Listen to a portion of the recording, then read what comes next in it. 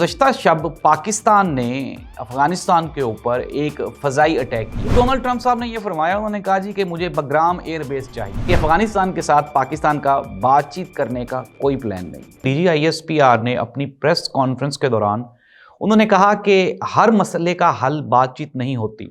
भारत ने पाकिस्तान के ऊपर हमला किया, अगर हम उनको जवाबी हमला ना करते तो बातचीत से तो ये मसला हल नहीं होना था।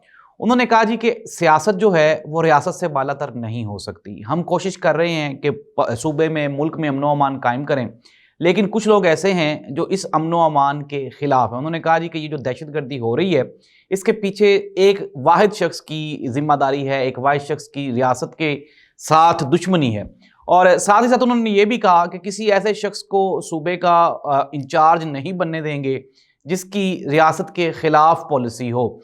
नाज़रीन, DGISPR ने आज प्रेस कॉन्फ्रेंस की और प्रेस कॉन्फ्रेंस के दौरान उन्होंने मुतअद्दिद मरतबा जो हमारे फील्ड मार्शल हैं उनकी मुख्तलिफ वीडियोज़ चलाई और उन्होंने कहा, ये मेक श्योर किया, ये यकीन दिलाने की कोशिश की कि फ़ौज और जो फील्ड मार्शल साहब हैं उनका वाहिद मकसद मुल्क में अमन व अमान कायम करना और पाकिस्तान को एक मजबूत रियासत बनाना है। साथ ही साथ दौरान प्रेस कॉन्फ्रेंस DGISPR ने कुछ वीडियोस भी चलाई, जिस तरह से कि पेशावर पुलिस से खिताब कर रहे थे हमारे चीफ ऑफ आर्मी स्टाफ और उनको वो मुख्तलिफ आयात पढ़ के सुना रहे थे और उनको ये बता रहे थे कि आप दुश्मनों के खिलाफ बरसरे पेकार हैं।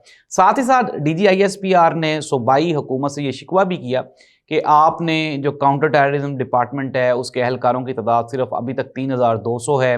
और उन्होंने साथ ही साथ ये भी कहा कि सियासतदान जो पॉलिसीज़ बनाते हैं उसको प्रॉपरली फॉलो नहीं करते। नाज़रीन, गुज़श्ता शब पाकिस्तान ने अफ़गानिस्तान के ऊपर एक फ़ज़ाई अटैक किया और इसका मकसद जो था वो TTP के कुछ बड़े ओहदेदारान थे और उनकी हलाकत की कन्फर्मेशन तो नहीं हुई, लेकिन DGISPR ने आज इस चीज़ की तायद की कि अब जब दिल चाहेगा, जहाँ दिल चाहेगा और हम जहाँ में ख़तरा महसूस करेंगे वहाँ पे हम कार्रवाई करेंगे।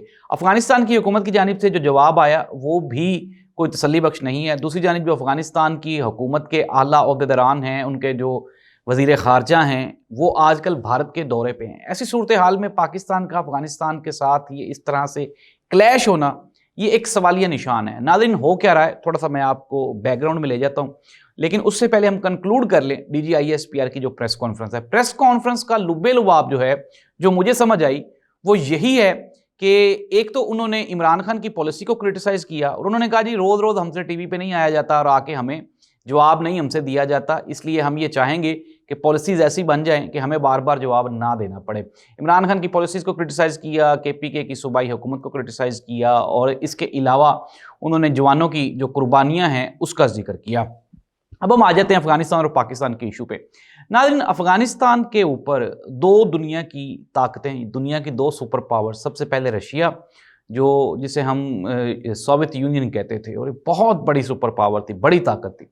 अफ़गानिस्तान के साथ उन्होंने जंग की और जंग के दौरान अमेरिका ने और पाकिस्तान के रास्ते अफ़गानियों की मदद की और फिर उसके बाद हमने देखा कि किस तरह से वो जो सोवियत यूनियन है वो टूट फूट का शिकार हुई और बिल आखिर वो क्राइसिस का शिकार हो गई।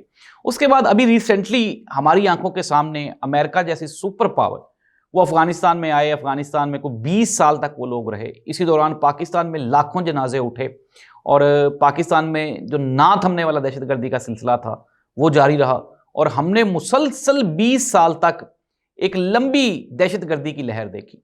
अब अमेरिका वहाँ से चला गया। अमेरिका के जाने के बाद अब डोनाल्ड ट्रंप साहब ने यह फरमाया, उन्होंने कहा जी कि मुझे बग्राम एयरबेस चाहिए। अब वो बग्राम एयरबेस तालिबान तो उनको नहीं देना चाहते। दूसरी जानिब अगर हम अफ़गानिस्तान की बात करें तो अब चाइना भी वहाँ पे इंटरफेरेंस कर रहा है और पाकिस्तान को शायद ये यकीन हो गया है कि पाकिस्तान अगर कुछ इस तरह की अचीवमेंट्स वहाँ पे करता है और जो TTP के खिलाफ कार्रवाइयाँ करता है तो शायद हो सकता है कि तालिबान और पाकिस्तान के दरमियान कोई दोबारा फिर डायलॉग शुरू होंगे और फिर पाकिस्तान की जो गवर्नमेंट है और पाकिस्तान की जो मिलिट्री इस्टेब्लिशमेंट है वो मे भी हो सकता है कि अफ़गान तालिबान को ये कन्विंस करने में कामयाब हो जाए कि आप बग्राम एयरबेस वापस डोनाल्ड ट्रंप को दे दें। लेकिन अगर हम बात करें तालिबान की, अफ़गान हुकूमत की, तो वो तो ये कह रहे हैं, वो तो कहते हैं जी कि किसी भी सूरत में हम लोग अपने जो अड्डे हैं, जो बग्राम एयरबेस है, हम तो डोनाल्ड ट्रंप को नहीं देंगे। इट मीन्स दैट नाज़रीन कि ये जो हालात ख़राब हो रहे हैं ये आने वाले दिनों में पाकिस्तान के लिए नुकसानदेह होंगे। अभी रिसेंटली हमने 10 शहदा के जनाजे उठाए। नाज़रीन, जनाजे उठाना, जनाजे पढ़ना, जवानों की मैयतें उनके घर लेके जाना, ये कोई आसान काम नहीं होता, बहुत मुश्किल होता है। और जवान चाहे फ़ौज का हो, जवान चाहे आम पाकिस्तानी हो, जान तो जान है, जान कीमती है। और दहशतगर्दी ने जो हमारी तबाही की है गुज़श्ता 20 सालों में, वो सबके सामने है और अभी तक हमारी इकॉनमी उस चीज़ से बाहर नहीं निकल पाई। नाज़रीन, हालात क्या हैं पाकिस्तान के? पाकिस्तान का अमेरिका के साथ भी मुआहिदा हो गया, पाकिस्तान का सऊदी अरब के साथ भी मुआहिदा हो गया। मान लें कि पाकिस्तान जो है वो फ़लस्तीन के इशू पे भी बात कर रहा है, पाकिस्तान मलेशिया के दौरे भी कर रहा है, पाकिस्तान सऊदी अरब के दौरे भी कर रहा है, पाकिस्तान को दुनिया भर में पज़ीराई मिल रही है, चाइना भी पाकिस्तान की इज़्ज़त करता है, भारत से भी हम लोग जंग जीत गए हैं। लेकिन क्या ये सच नहीं है कि पाकिस्तान में गुज़श्ता 3 सालों में 30 से ज़्यादा मल्टीनेशनल कंपनीज अपना यूनिट बंद करके तो पाकिस्तान से अपना बिजनेस वाइंड अप कर चुकी हैं? पाकिस्तान ने तारीख का सबसे ज़्यादा कर्जा इन 3 सालों में लिया है। पाकिस्तान में जो शराए गुर्बत है वो 7% इंक्रीज होने के बाद दुनिया का गरीब तरीन खित्ते का मुल्क वो पाकिस्तान बन चुका है। क्या ये हकायक नहीं है? ये भी तो हकायक हैं।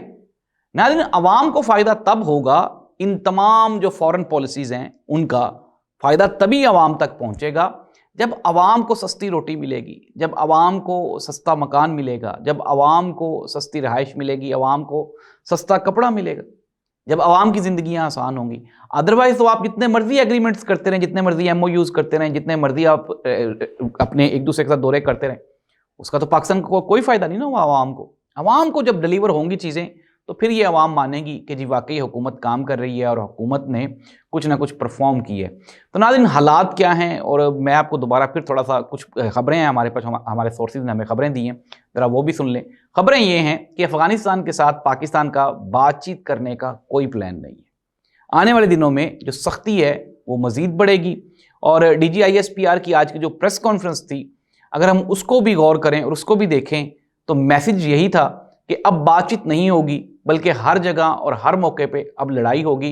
दूसरी जानिब ख़बरें ये भी आ रही हैं कि भारत की जानिब से भी इश्ताल अंगेज़ी बढ़ा दी गई है और पाकिस्तान की आर्मी को ये ऑर्डर दिया गया है कि जिस इलाके में भी अब भारत की जानिब से कोई गोलाबारी हो, इश्ताल अंगेज़ी हो, तो पाकिस्तान की जो फ़ौजी हैं वो उसको बग़ैर किसी चूँ चाँ के फ़ौरन उसको रिप्लाई करें और जवाब दें। इट मीन्स दैट कि आने वाले दिन जो हैं वो पाकिस्तान में कशीदगी के लिए वो मज़ीद ख़राब होते हुए दिखाई दे रहे हैं। इट मीन्स दैट कि पाकिस्तान में अमन अमान की सूरत हाल वो पहले से कमज़ोर दिखाई देती है।